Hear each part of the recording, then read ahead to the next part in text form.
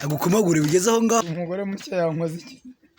Yakuye umugore yamufasha sa Gitifu umubaze noneho mu isoko nzabakirana ari byo umugore yankoze sha akoze. mbanje kubasuhuza mwe muteze amatwi TH TV babwira ngo iyi ni ya serie ya Gitifu series.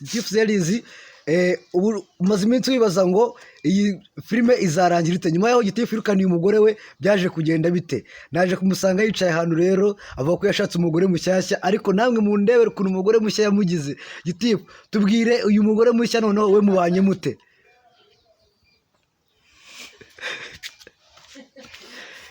Bwira abakurikiye Gitifu series utubwire ukuntu umugore mushya none musigaye mubanye muri iyi minsi. Wazanye umugore mushya, wa mbere waramwirukanye, none ndabona rwose umugore mushya we ari sadunda kurusha uwa mbere. Oya wihunga kamera, babwire uko bimeze, uko umugore mushya mubanye.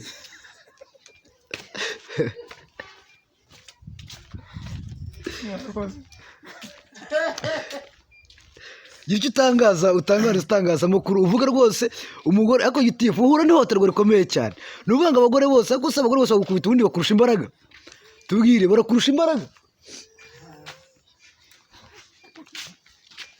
Gira icyo utangariza itangazamakuru Gitifu.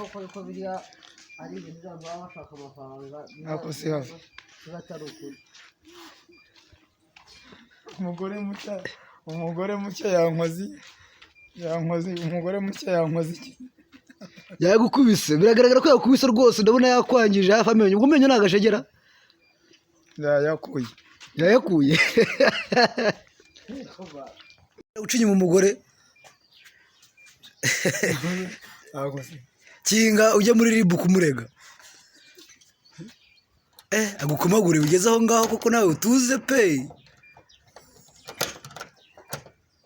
Ariko ngo ni umunyamurenge wari warashatse. Uragukinga byakora ni imbaraga yazikumazemo.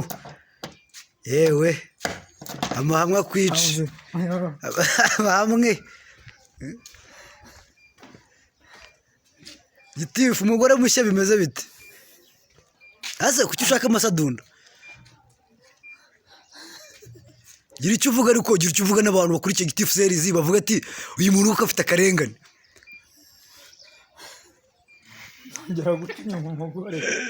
Uzongera guca inyuma umugore?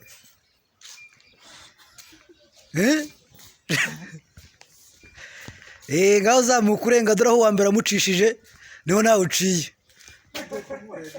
Ugiye kumurega? Ngo mu isoko wajyaga bavuga ngo washatse ngo washatse umunyamurenge, ngo none umunyamurenge agukozeho. Dore ibyo umugore yankoze sha akoze. Vuga ibyo umugore agukoze rega.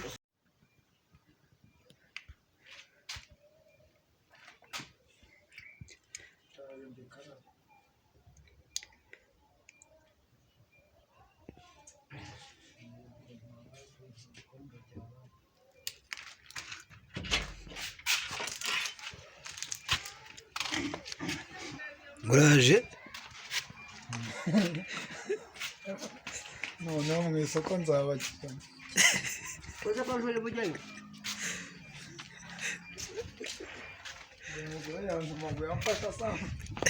agufataye n'umugore wa mbere.